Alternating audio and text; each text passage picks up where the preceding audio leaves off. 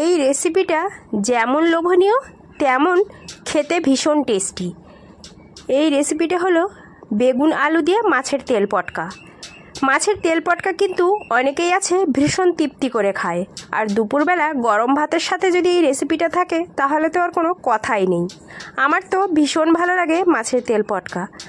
তোমাদের কার কার ভালো লাগে প্লিজ কমেন্টে জানিও। আর অনেক দিন ধরে মাছ কিনছিলাম, আর সেই মাছের যে তেল পটকাটা হচ্ছিল সেটাই অল্প অল্প করে জমাচ্ছিলাম। এইভাবে সুন্দর একটা রেসিপি নিজেও করে খাবো আর তোমাদেরও উপহার দেব। তো চলো দেখে নিই।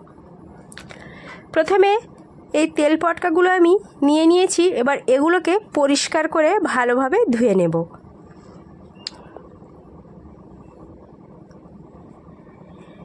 এই পর্যায়ে আমি কড়াই বসিয়ে দিচ্ছি।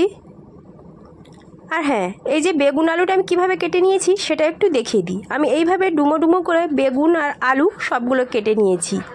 এরপর কড়াইয়ে তেল দিয়ে দিলাম। তেল গরম হয়ে গেলে পেঁয়াজ দিয়ে দেব। আমি এখানে সয়াবিন তেল ব্যবহার করেছি, তোমরা চাইলে সরিষার তেল ব্যবহার করতে পারো। এবার পেঁয়াজটা ভালো করে ভেজে নেব। ভাজা হয়ে গেলে মাছের যে তেল পটকাটা আছে সেগুলো দিয়ে দেব। এবার সুন্দর করে একটু নেড়ে নেব। পেঁয়াজের সঙ্গে মাছের তেল পটকাগুলো একটু ভালো করে ভেজে নিচ্ছি। এই পর্যায়ে দিয়ে দিচ্ছি স্বাদ মতো নুন আর আদা রসুন বাটা। এবার খুব সুন্দর করে সবগুলো ভেজে নিচ্ছি। একটু ভেজে নেব, আর দেখতেই পাচ্ছ কতটা তেল বেরিয়ে আসছে। এই পর্যায়ে আমি দিয়ে দিচ্ছি হলুদের গুঁড়ো আর ঝালের গুঁড়ো। ঝালটা তোমাদের পরিমাণ বুঝেই তোমরা দিয়ে দেবে। তারপর দিয়ে দিচ্ছি জিরের গুঁড়ো আর ধনিয়া গুঁড়ো। এবার ভালো করে সবগুলো শুকনো মশলার সাথে আবারও মিশিয়ে নেব বা ভেজে নেব। এই পর্যায়ে দিয়ে দিচ্ছি একটা টমেটো। টমেটোটা দিয়ে আরও একটু ভালো করে ভেজে নেব। তারপরে দিয়ে দেব বেগুন আর আলুগুলো। বেগুন আর আলুগুলো দিয়ে একটু সুন্দর করে আমি মিশিয়ে নিচ্ছি। আমি এখানে সামান্য পরিমাণে পানি ব্যবহার করছি আলুটা আর বেগুনটা সিদ্ধ হওয়ার জন্য। তোমরা যদি পানি না দিতে চাও সেক্ষেত্রে গ্যাসের ফ্লেম কম করে দিয়ে ঢাকনা দিয়ে ঢেকে রেখেই আলুটা আর বেগুনটা মাছের তেলেই সিদ্ধ করে নিয়ে রান্না করে নিতে পারবে। সেক্ষেত্রেও কিন্তু খেতে ভালো লাগবে। তো দেখতেই পাচ্ছ আমি কড়াইটা চেঞ্জ করে নিয়েছি, কারণ ওতে একটু পোড়া লেগে যাচ্ছিল। এবার কিছুক্ষণ নেড়ে নিয়েছি, দেখতেই পাচ্ছ আলুগুলো সিদ্ধ হয়ে গেছে। এই পর্যায়ে আমি দিয়ে দেব কয়েকটা কাঁচা লঙ্কা। আমি এখানে 7-8টা কাঁচা লঙ্কা দিয়েছি। এই লঙ্কাগুলো সিদ্ধ হলে আর যখন এই রেসিপিটা ভাতের সাথে খাওয়া হবে তখন এই লঙ্কাগুলো মুখে পড়লে ভীষণ ভালো লাগবে। তো লঙ্কাটা দিয়ে আরও একটু ভালো করে নেড়ে নিচ্ছি। আর কালারটাও কত সুন্দর এসেছে। এবার ঢাকনা দিয়ে ঢেকে দেবো 1-1.5 মিনিটের জন্য। এবার ঢাকনাটা তুলে নিলাম। দেখো উপরে পুরো তেল উঠে এসেছে। খুব সুন্দর হয়েছে দেখতে কালারটা, আর দেখতে কিন্তু লোভনীয় হয়েছে।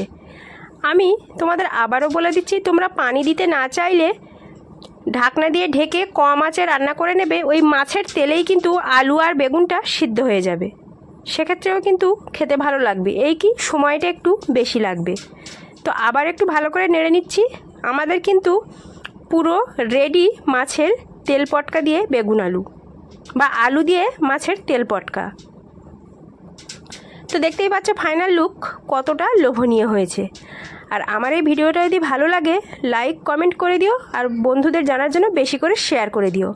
আর যদি ইউটিউব চ্যানেল থেকে দেখে থাকো চ্যানেলটা সাবস্ক্রাইব করে বেল বাটনটা প্রেস করে রাখবে, যাতে করে ভিডিও আপলোড করার সাথে সাথেই তোমাদের কাছে নোটিফিকেশান পৌঁছে যায়। আর যদি ফেসবুক থেকে দেখে থাকো তাহলে পেজটাকে ফলো করে পাশে থেকো। আর এই মাছের তেল পটকাটা কারা কারা খেতে ভালোবাসো তারা অবশ্যই কমেন্টে জানাবে। আর আজকের এই পর্যন্ত, দেখা হবে হয়তো আবারও অন্য কোনো রান্নার ভিডিও নিয়ে। ততক্ষণ তোমরা সুস্থ থেকো, ভালো থেকো। দেখো কতটা লোভনীয় হয়েছে। তো এতক্ষণ যারা আমার সাথে ছিলে তাদেরকে অসংখ্য ধন্যবাদ জানাচ্ছি।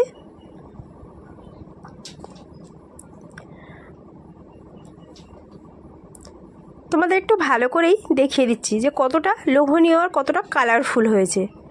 তো আসসালামু আলাইকুম, খোদা হাফেজ। দেখা হবে আবারও ভিডিওতে।